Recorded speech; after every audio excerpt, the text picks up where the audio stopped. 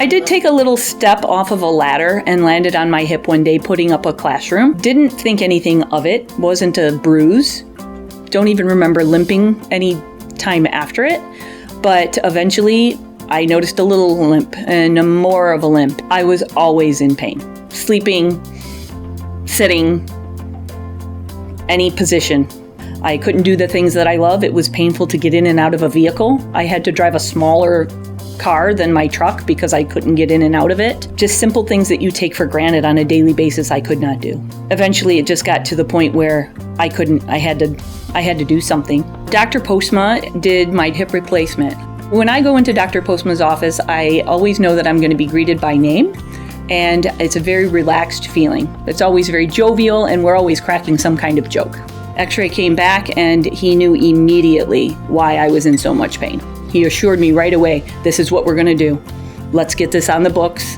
We'll get you taken care of. I arrived at the hospital at 6 o'clock in the morning, and I was released at 2 o'clock the afternoon the following day. I was walking as soon as they woke me up. As soon as I got back home, I received a call from Dr. Postma, personally asking me how I was doing with my recovery. And then 2 days later, I started with an at-home physical therapist. The recovery process is over for me.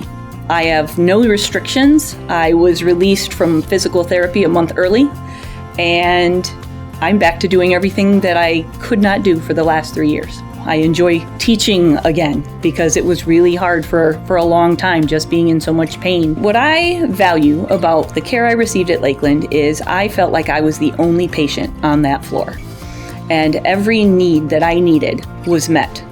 I even requested dental floss in the middle of the night, and one of the nurses went down to her locker and got me some dental floss. I can't thank Lakeland enough for giving me my life back, for doing it with as quickly and as painlessly as possible. There are no words for how much I am grateful for it. It really is a blessing just to be able to walk again.